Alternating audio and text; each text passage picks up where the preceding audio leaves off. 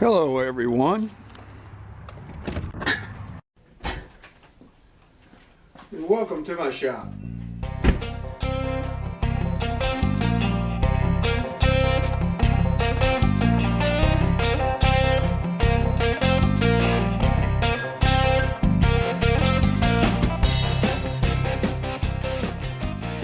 What are we doing today? Oh yeah, got the wife's Toyota Rav4 2006 edition up on the jack stands, and it's time for its oil change. So maybe I'll show a few things about it. I don't know if there's any interest. Oil changes are so easy on these things, but anyway, let's get to it.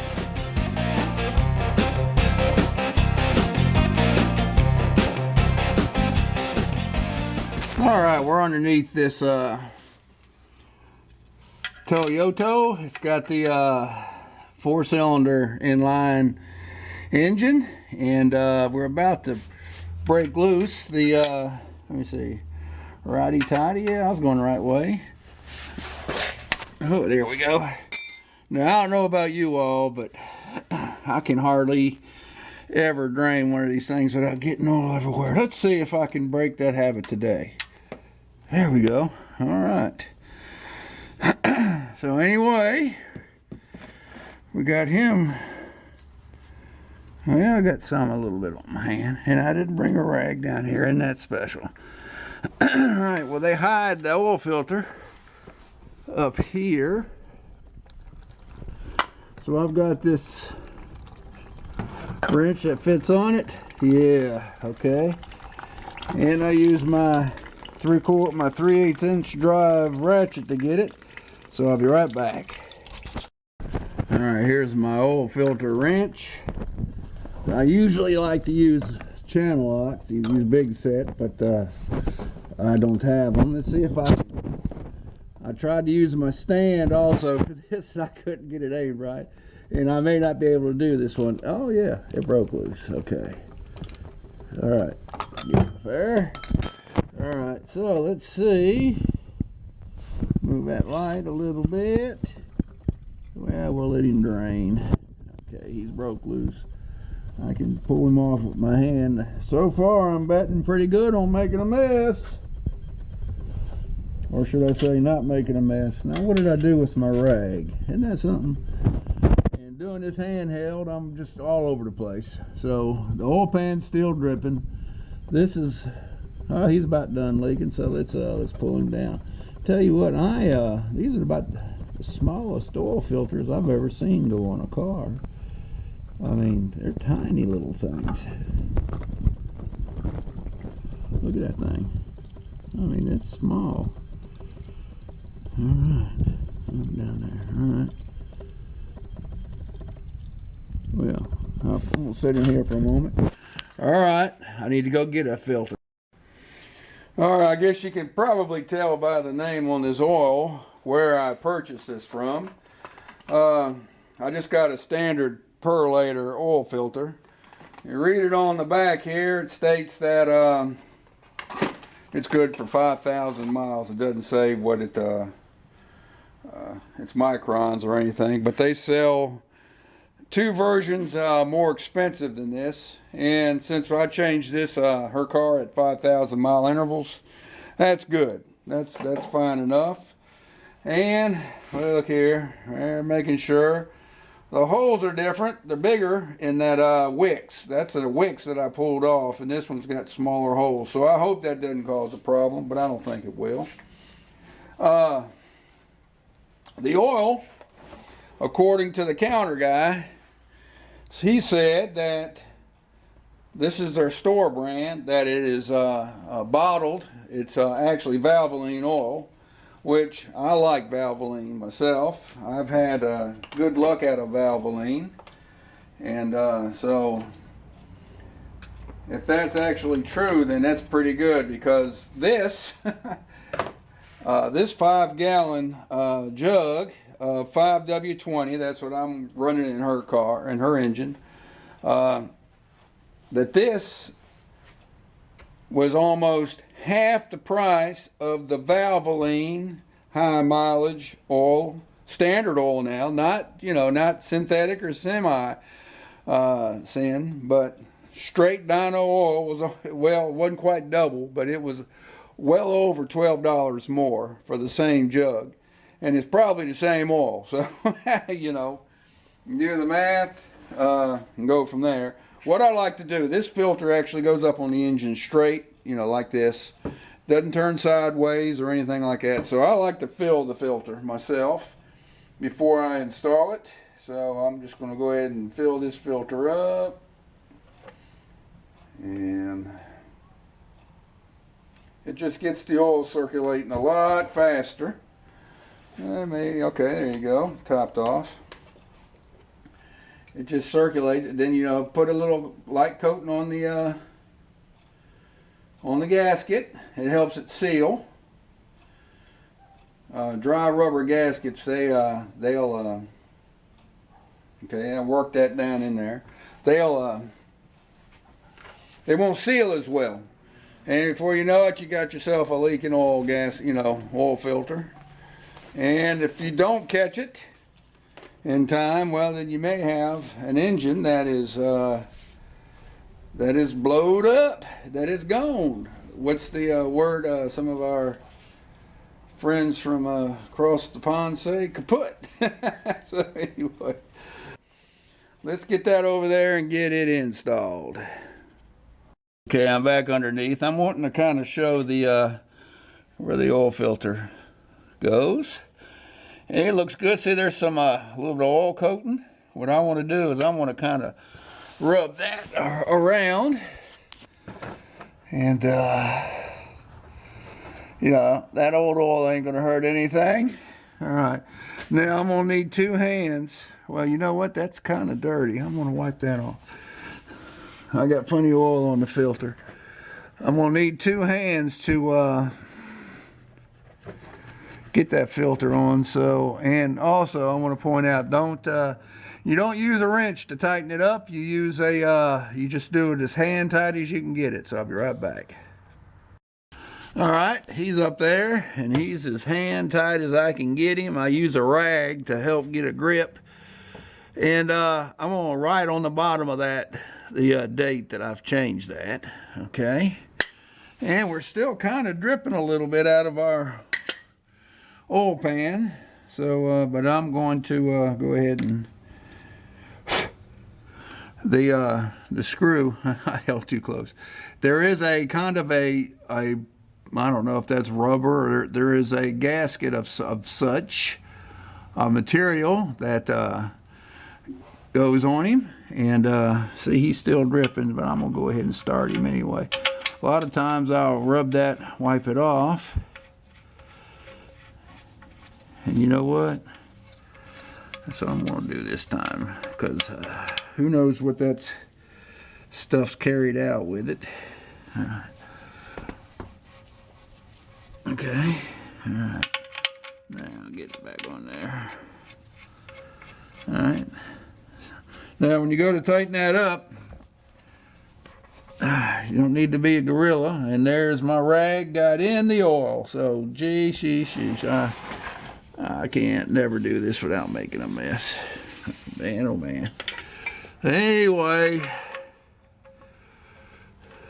all right. Make sure you turn it the wrong way. Lefty loosey, righty tighty. All right, there we go. And tight. All right. Kind of wipe that down. Anything that's wet, you want to kind of wipe it off, because that's how you're going to tell if you got any leaks once you start putting some oil back in this puppy dog. All right. All right, I want to put a date on that I've done this, and I'll be right back. All right, I think the shine might get it. Now that old black filter, I couldn't do this. There you go. Maybe you can see the date there. All right, 11/21/19. That's when I'm doing this. All right, now I'm done up here. Down here, it's time to go up top.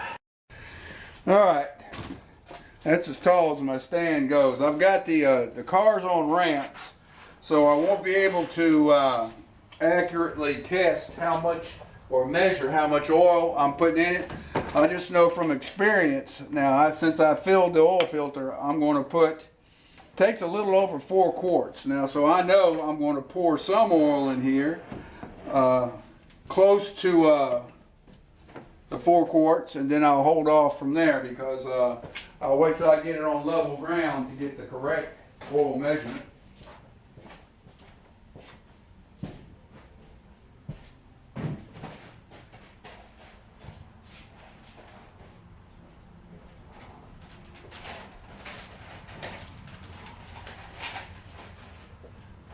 Went and got some funnels.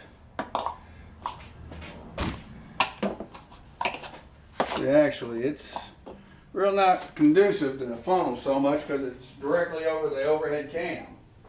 So anyway, or one of the overhead cams. So anyway, let's add some oil to this puppy.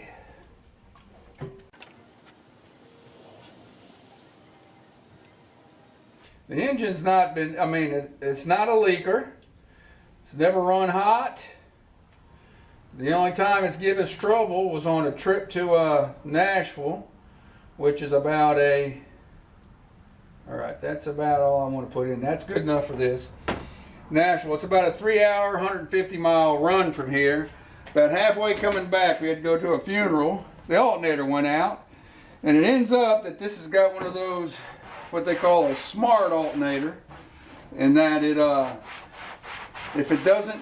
if it's at certain times when it doesn't need to be fully charging, or when it's accelerating, it's got like a clutch that'll slip, and so it takes a load. Supposedly it takes a load off the engine, and it allows it keeps your mile per gallon up.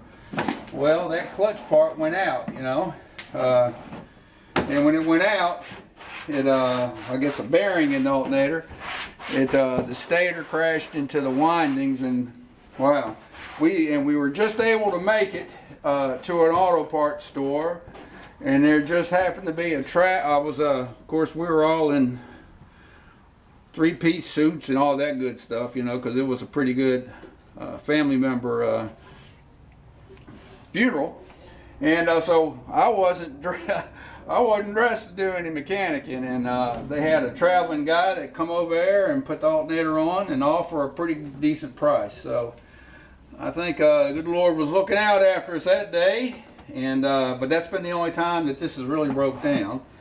And it's about, I got to look at the mileage. I think it's now at 145,000 or 35,000. And you know, that's have to replace it's on its 3rd battery.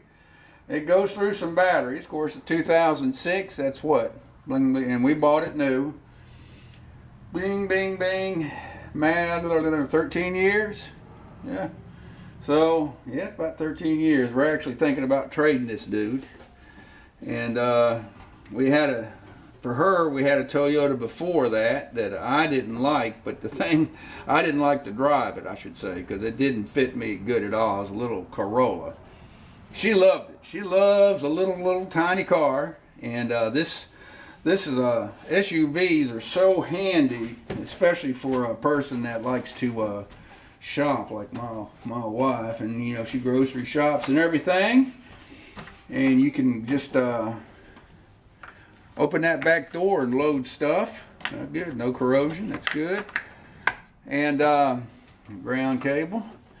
And you go to get in and out of it. There's no having to climb out to get out, or you don't sit down in it. You just pretty much just turn your rear end towards the seat and just sit on in. It's like the perfect level. So SUV is good. So we're going to look at SUVs.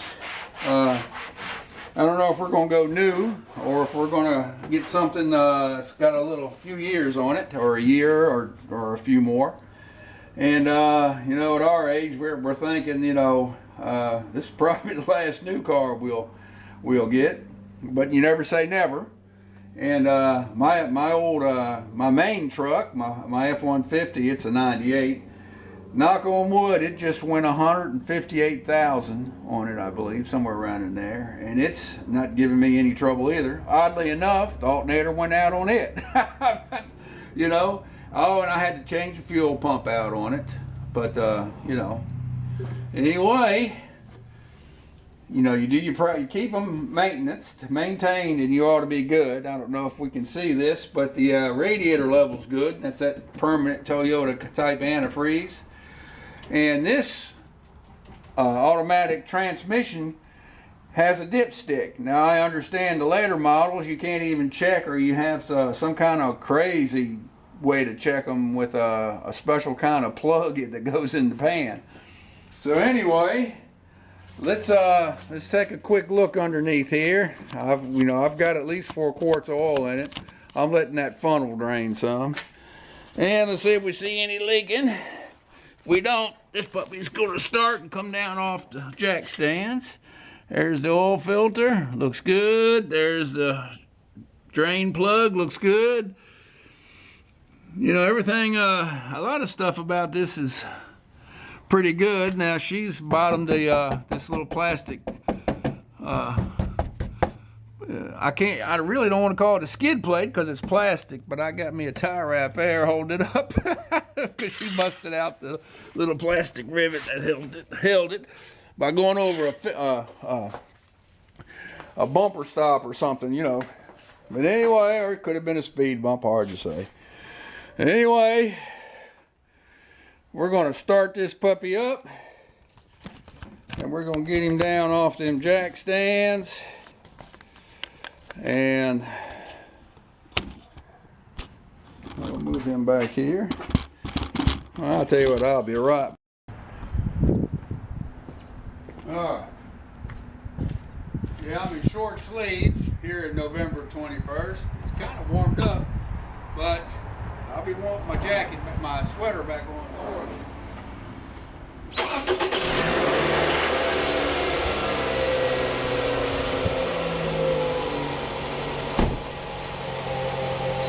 All right, I said wrong. It's got 140,000, well, 139,950 or something like that. So it's a 140,000 mile checkup.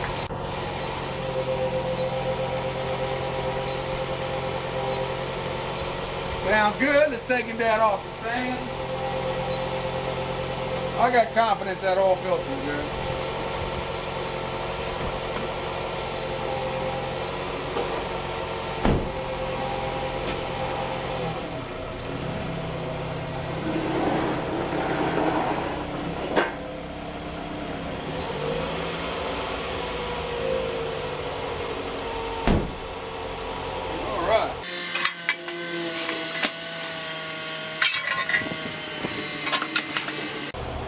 All right, we'll come up here close again. You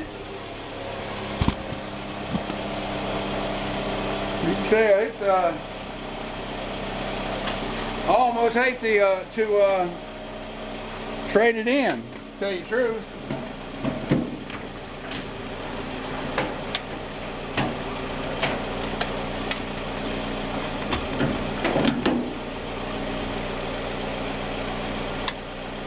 All right, a little light on the subject there. All right, sounds good.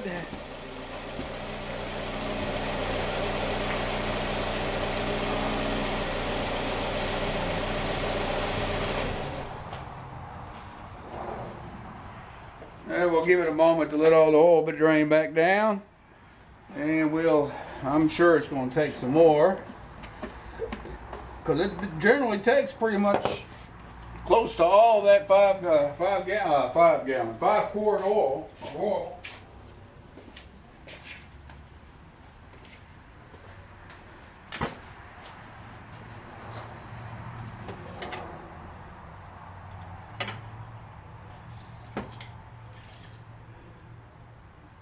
Yeah, according to this, it needs at least a quart more. It's not even to that first dime. All right, let's see. I just didn't want to overfill it while I was still up on the jack stands.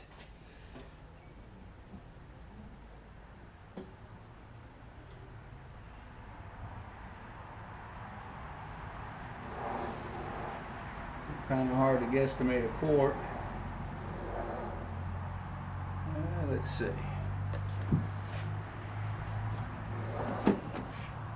I like to put it all the way up to the tip top of the fill line.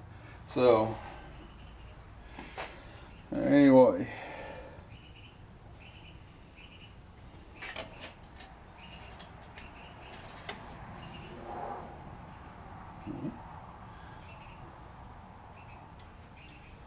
Either it's taking a while to drain down, or it's going to take all that 5 quarts. I didn't. Maybe it does take it on. Yeah. I mean, it is taking it a while to drain totally down, but normally. All right, getting some more.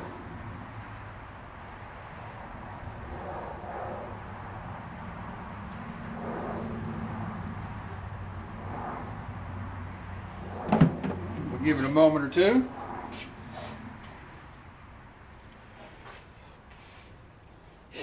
Also, like my antifreeze level's good. Battery's good, no corrosion.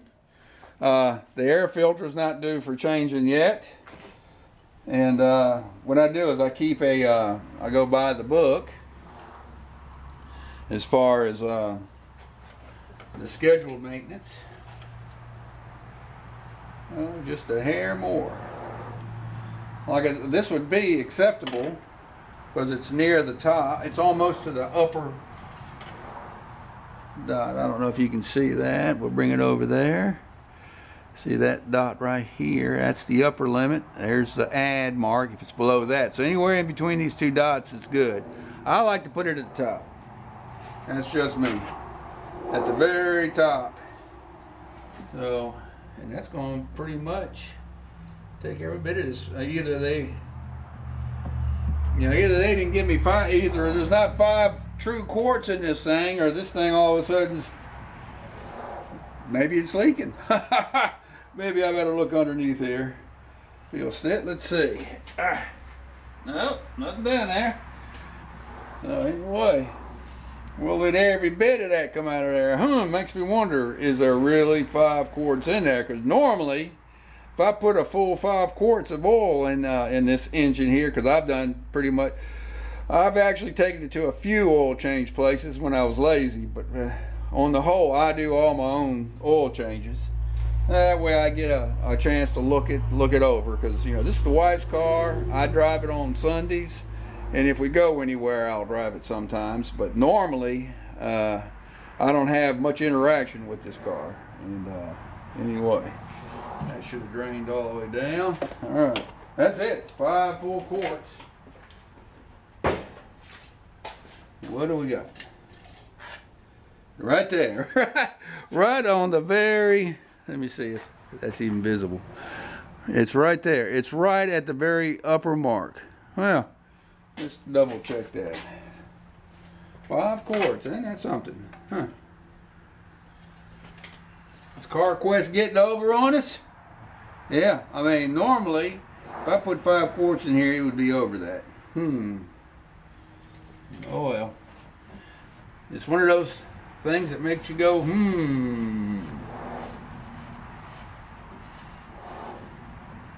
I mean, it worked out perfectly, but anyway.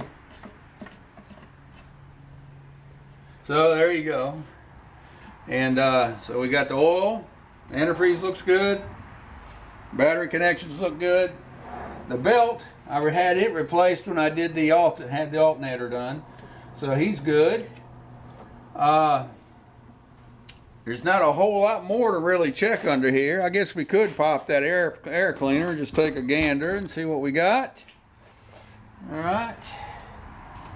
What we got? That comes off there. That comes off there. And he lifts off there. Most of them are easy enough to swap. All right. And there you go. Look.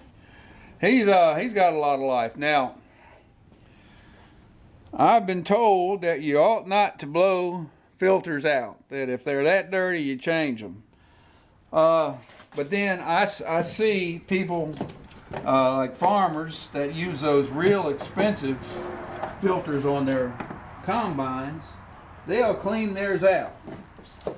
And I mean, when they blow them out, I'm talking about a massive amount of chaff and everything comes out. So I guess it depends upon your needs and everything as to whether or not to clean them out. On an automotive type air filter, if it's that bad, you know, knock it out. But I would, I'm making sure that I got back in them back clips. All right. And I did. Okay. Yeah, he's in there. All right. I think it'll, if it's not airtight, I think it'll generate a check engine light error. So anyway, looking good. Let's give it one more start. Make sure I don't. Well, let me see. I got to reset my maintenance.